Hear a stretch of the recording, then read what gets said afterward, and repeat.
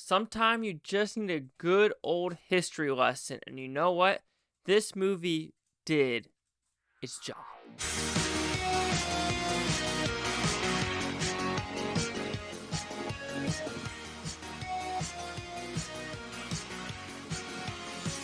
Chase Lehocky here with the Blue Futon reviewing Jesus Thirst, the miracle of the Eucharist.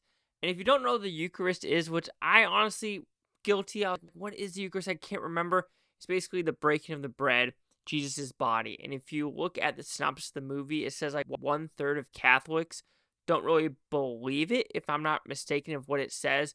But it's just the whole premise of, is Jesus really breaking the bread, and is it really him? Is it literal? Is it figurative? Is it cannibalism? Because that does get brought up in this documentary or documentary, whatever you want to call it. I'm an idiot sometimes. But anyway, this spreads out between, when Jesus was born, when he died, and where we're at today. It spans to like 1920s. Today, we're going to Uganda. We're going to the United States. We're going to Spain. We're going to other countries around the world. I think Thailand or Vietnam. Was that Vietnam story with the priest in solitary confinement for 9 years? Holy cow. That's all I could say on that level of the faith someone has to have. And just keep 9 years in solitary confinement and do what he was doing.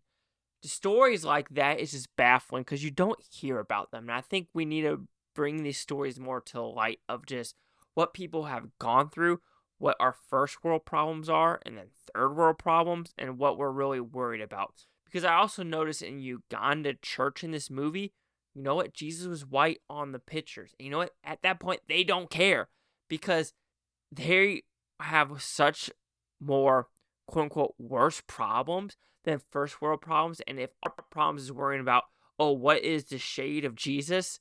We're kind of in the wrong, because at that point, it really shouldn't matter. It's just a matter of the message that's being predominantly said of what is supposed to happen, be a good person, the commandments, etc., etc.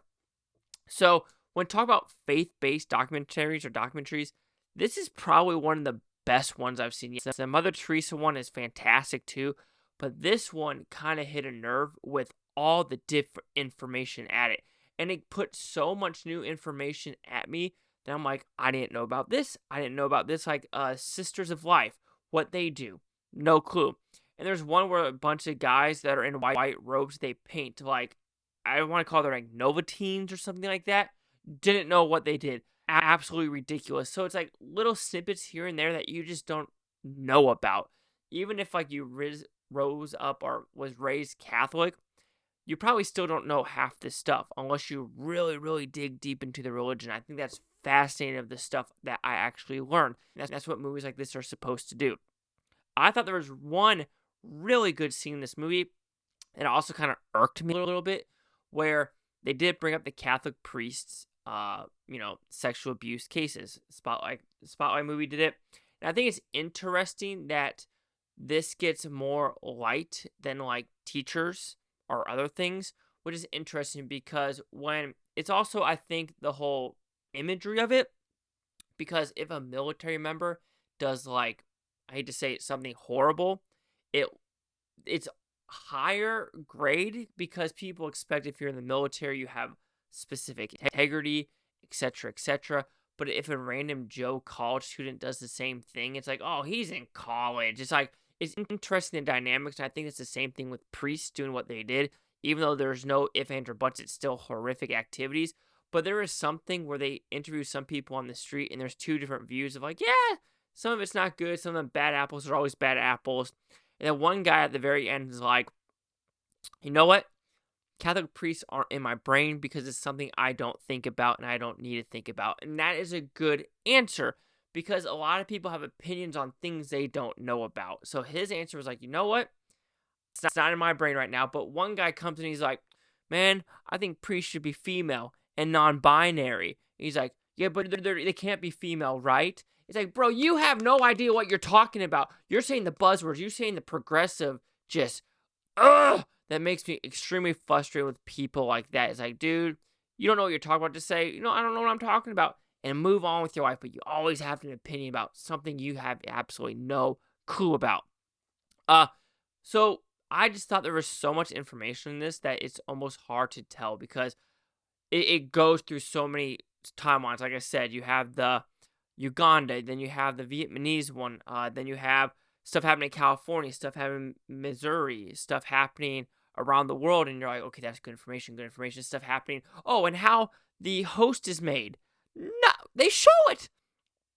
I was always wondering how they made it, and it's these nuns, if you want to put it that way, are like, making the flour wheat with water, that's it, and then how they cut it, you're just like, that's how it's done. Holy moly, I never thought of it that way. If there is one thing I could give a negative about is how the story is somewhat told, how it does jump back and forth with each story, and I was kind of confused with what it was trying to say, of what is the overall message of this, and it does wrap it nicely at the end about the Eucharist revival, and it started in 2019 because people, I guess, were assuming, or the bishops were assuming, like, faith is kind of disappearing, so we need to revive this, and I think that's the overall good message. So yes, Jesus Thirst, the Miracle of the Eucharist, is a great movie. It does make me think about what I'm about to experience in France in October, while, helping people out to go to Lourdes, France, and I'm a little nervous, not because I don't want to go. I know my mom really is wanting to do this, but I think it is mostly the depression. I'm going to be very depressed because a lot of these people that go to Lourdes, France, are like stage 4 cancer, they're paraplegics, it's depressing, and then they go to these sites to, like, have the one final grasp of faith, or just the one, like, peace, and I already know for a fact I'm gonna cry, and I just gotta stop myself, but I think it'll be a good experience to, I wouldn't say exploit, but just write stuff in a journal and maybe make a documentary about it, a movie about it, that is just, like, my personal, like, relief, my personal just gift to the world. But this movie, if you're just intrigued by it, I would watch it. I think this is night 3 of 4. It was released, I think, the first week of June, but they decided to re-release it this week, and this was one of the days, and the second day is tomorrow, which I'm going to release this on a Sunday, so once you watch it, it's probably never going to be in theaters ever again.